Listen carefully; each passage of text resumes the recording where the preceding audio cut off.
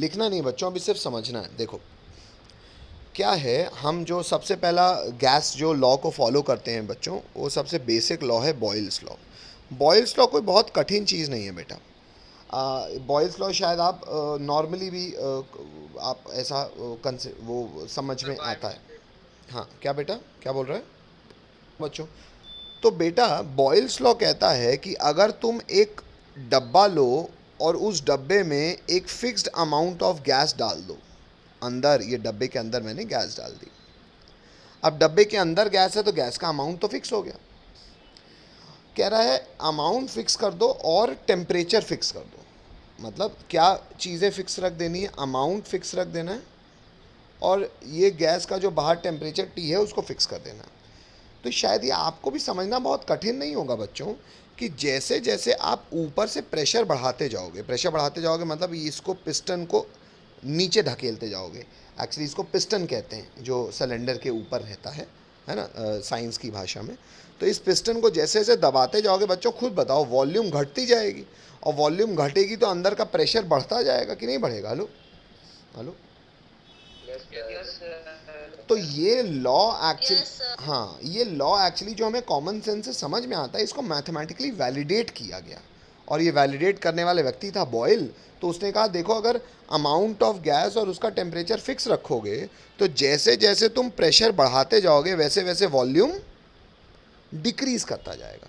उल्टा जैसे जैसे प्रेशर घटाते जाओगे मतलब ऊपर लेते जाओगे तो वॉल्यूम इंक्रीज करता जाएगा। तो बेटा कोई चीज़ बढ़ाने से अगर दूसरी चीज़ में उल्टा इम्पैक्ट है, जैसे प्रेशर बढ़ाओगे तो वॉल्यूम घट रही है, वैसे प्रेशर घटा रहे हो तो वॉल्यूम बढ़ रही है।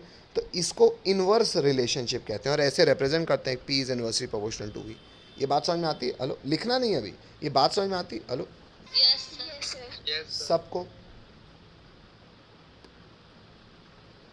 हेलो भाई, बहुत आसान सी बात है। एक सिलेंडर बनाओ बच्चों, बस सिलेंडर थोड़ा सा और लंबा कर देना। मतलब सर ये बना लो बेटा, ये सिलेंडर है और ऊपर जो मैंने ये सिस्टम लगाया है इसको मैं क्या कह रहा हूँ बच्चों?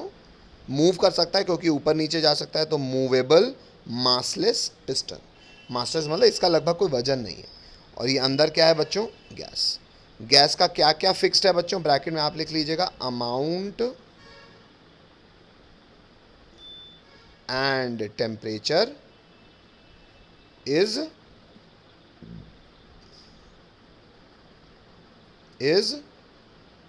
टेम्परेचर अमाउंट क्या है बच्चों?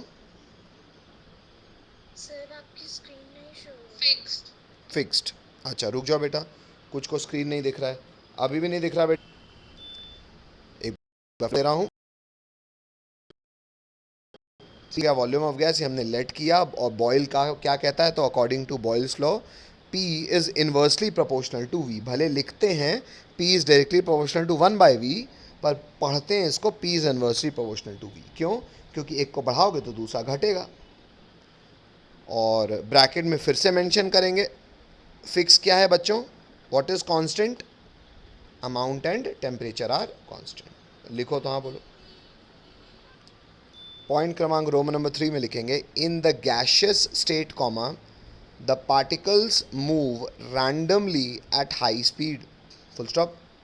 Due to this random movement comma the particles hit each other and also the walls of the container।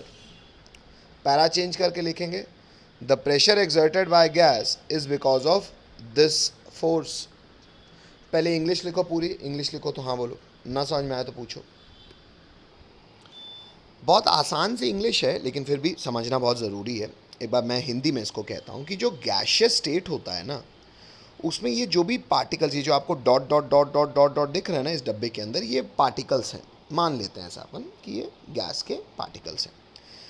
In gas के पार्टिकल्स की प्रॉपर्टी आपको समझाई और बताई जा रही है, जो कि आपको स्टैटिस्टिकली लोगों ने एक्सपेरिमेंट करके वैलिडेट किया है। आपको बस बहुत सरल भाषा में वैलिडेशन, बहुत कठिनाई से किया गया एक्सपेरिमेंट आपको एक सरल शब्दों में समझाया जा रहा है कि भाई जो गैस के पार्टिकल्स होते हैं, अगर आप इनको बहुत शिद्दत से, बहुत मेहनत करके जब ऑब्जर्व करोगे तो आप ये पाओगे कि ये बहुत तेज़ी से मूव करते रहते हैं। और मूव कैसे करते हैं? रैंडमली। अच्छा, क्या ये इनका रैंडम मोशन हमें सर हमेशा बहुत करोड़ों रुपए खर्चा करके ही ऑब्जर्व करने को मिलेगा? हम नॉर्मली नहीं देख सकते हो बेटा।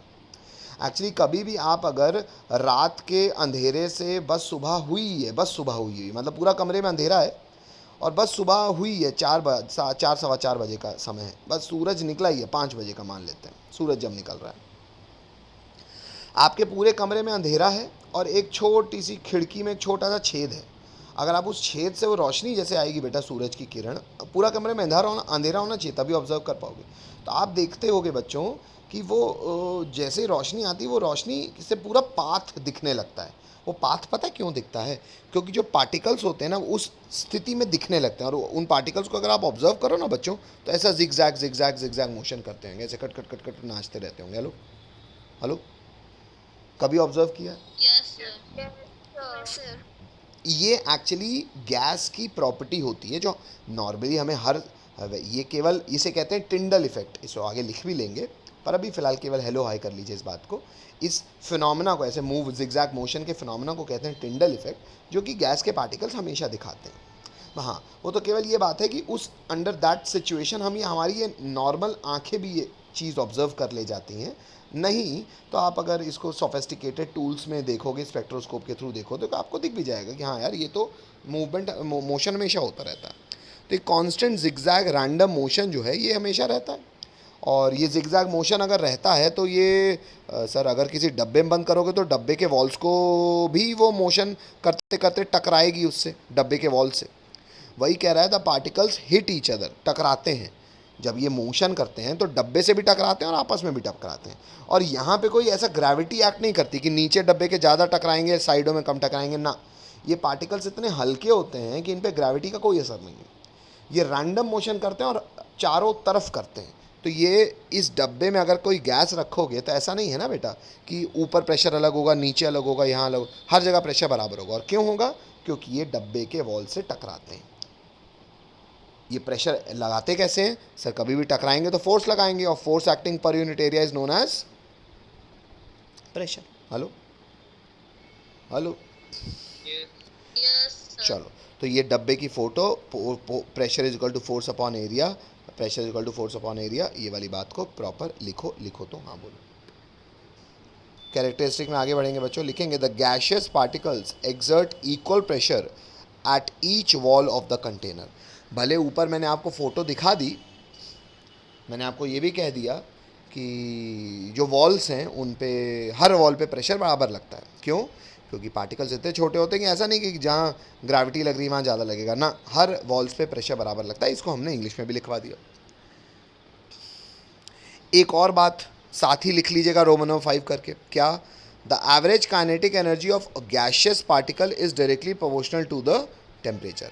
ब्रैकेट में लिखेंगे जो भी बेटा काइनेटिक एनर्जी है, मतलब काइनेटिक एनर्जी कौन सी एनर्जी होती है बच्चों?